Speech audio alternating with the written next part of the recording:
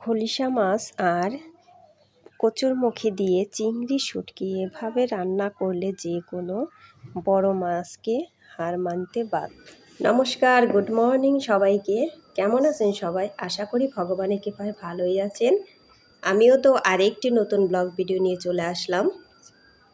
আর আজকে এই যে খলিশা মাছ রান্না করব। দেখেন কত বড় বড় মাছ। এই মাছগুলো না খুবই টেস্টি। পুঁটি মাছের চেয়ে এইগুলো আমার বেশি ভালো লাগে, এই খলিশা মাছগুলো।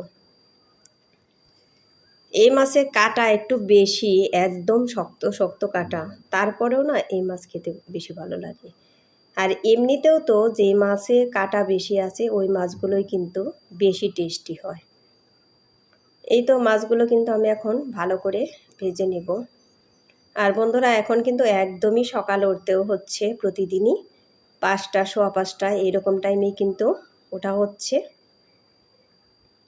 উঠেও অনেকটা ভালো হয়, কারণ দেখবেন যে একদম সকালে সকালে যদি ঘুম থেকে ওঠা যায় অনেক কাজেই আগানো যায়, কোনো কাজ কিন্তু পিছে যায় না, একদম সব কাজ একদম সময়ের মতো হয়ে যায়। তাতে কিন্তু কাজ করেও ভালোই আনন্দ হয়। আর দেরিতে ঘুম থেকে উঠলে মনে হয় যে সব কাজই পিছে পড়ে গেলাম, কোনো কাজই হলো না, এরকম একটা চিন্তা থাকে। সেই জন্য কিন্তু আরও কোনো কাজ করতেও মন বসে না, করতেও ইচ্ছে করে না। সকালে উঠে তো ব্রেকফাস্ট বানানো হয়, কারণ ব্রেকফাস্ট বানাইতে অনেকটাই সময় লাগে, রুটি ভাজতে। ওগুলো বানানোর পর তারপর ছেলে মেয়ে ওরা কিন্তু চলে যায় কোচিংয়ে। তারপরে ওগুলো বানানোর সাথে সাথে কিন্তু আমি দুপুরে রান্না করাও শুরু করে দিই। এজন্য রান্নাবান্নাও কিন্তু একদম তাড়াতাড়ি হয়ে যায়। আজকে ভয়েসটা দিতে কেমন যেন লাগছে, কারণ ভয়েসটা না একদমই গলা আটকে আটকে আসতেছে ভয়েস দিতে, সেই জন্য ভালোও লাগতেছে না। এই তো মাছগুলো কিন্তু একদম সুন্দর করে ভেজে নিয়েছি। আর এই যে দেখেন সবজি, কি কি সবজি দিয়ে রান্না করব। সবজি হচ্ছে আলু, ধুন্দুল, তারপরে হচ্ছে এই যে এগুলো হচ্ছে মিষ্টি কুমড়োর ডাঁটা আর হলো পাতা। এগুলো দিয়ে কিন্তু রান্না করব আজকের মাছ। সবজিগুলো দেখেই কিন্তু আমার খুব ভালো লাগতেছে, যখন কেটেছি না খুবই ভালো লেগেছে যে এইগুলো দিয়ে এই মাছের জন্য একদম পারফেক্ট সবজি এগুলো। এই তো এখন এগুলো ভালো করে একটু ভেজে ঝোলও দিয়ে দিলাম। ঝোলও কিন্তু একদম পরিমাণ মতোই দিলাম, কারণ এই তরকারিতে ঝোল তেমন বেশি দিলে কিন্তু ভালো লাগবে না খেতে। এই তো তারপরে কিন্তু আর একটু জাল দিয়ে মাছগুলো দিয়ে দিব। আর এত সুন্দর সেন্ট বের হচ্ছে। এই তো মাছগুলো কিন্তু দিয়ে দিলাম। এগুলো এখন ভালো করে নাড়াচাড়া করে দেব। তারপরে কিন্তু আরেকটু হাই ফ্লেমে জাল দিয়ে নেব। তারপরে জিরে গুঁড়ো দিয়ে নামিয়ে নেব তরকারিটা। আমার রান্না করার সময় খুবই ভালো লাগছিল এই তরকারিটা, যে খেতেও দারুণ টেস্টি হবে। কারণ রান্নার সময় কিন্তু বোঝা যায় যে তরকারি টেস্টি হবে, রান্নার সময় অনেকটাই বোঝা যায় যে তরকারিটা কেমন হবে। ওই দেখেন কত সুন্দর হয়েছে তরকারিটা, একদমই হয়ে গেল তরকারি। এখন এই যে চিংড়ি শুটকি, এখন এই যে চিংড়িগুলো আমি গরম জলে কিন্তু আগে ভিজিয়ে রেখেছিলাম, 1 ঘন্টার মতো ভিজিয়ে রেখেছিলাম। তারপরে অনেকবার ভালো করে ধুয়ে নিয়েছি, কারণ এই শুটকির মধ্যে একটু একটু বালু থাকে। এগুলো একদম পরিষ্কার, তারপরেও না ধোয়ার সময় একটু একটু দেখা যায় যে বালু বের হয়। এই জন্য অনেকটাই ধোয়া দিতে হয় এই শুটকি মাছগুলো। একদম ভালো করে আমি ধুয়ে নিয়েছি। এখন এই যে হলুদ লবণ দিয়ে মাছগুলো ভেজেও নিলাম। তারপরেই তো যে জিরে আর হলো কালো জিরে এগুলো সোমবার দিয়ে দিলাম। তারপর আগে আমি পেঁয়াজগুলো ভেজে নেব। পেঁয়াজ কাঁচামরিচও অনেকগুলাই দিয়েছি এর মধ্যে। বন্ধুরা, আমি ভয়েস দেওয়ার সময় বাইরে হকার এসেছিল, কাজেই তাদের ভয়েস এসে উঠতে পারে। সবাই একটু ম্যানেজ করে দেখে নেবেন ভিডিওটি। এই তো আমার কিন্তু পেঁয়াজগুলো ভাজা হলে পরে তারপরে আমি কচুরমুখী আর আলু দিয়ে দিলাম। এগুলো নাকি বড়দির খেতে ইচ্ছে করছে, বড়দি আর মার, তাই বড়দি বলতেছে যে আজকে এগুলো রান্না কর।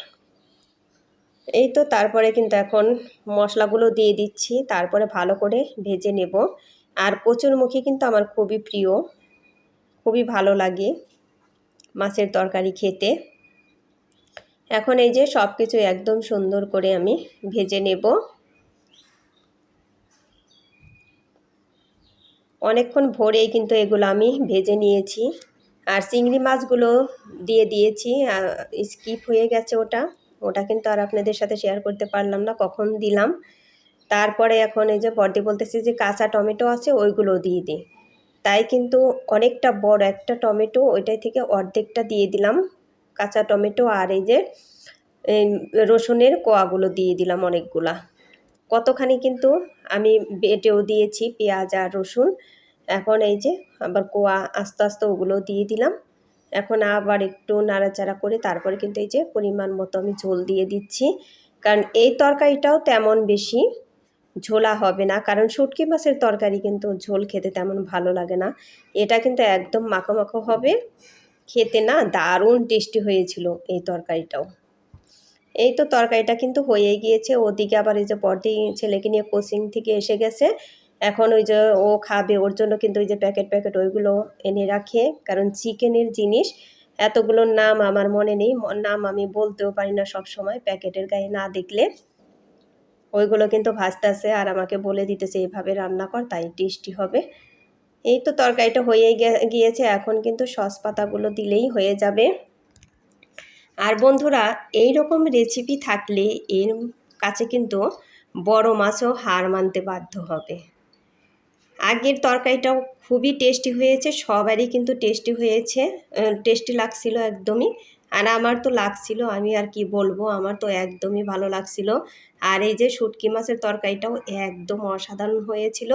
এরকম রেসিপি থাকলে ভাতের হাঁড়িতে একটু কিন্তু ভাত বেশি করেই রান্না করতে হবে, তা না হলে কিন্তু কমই পড়ে যাবে।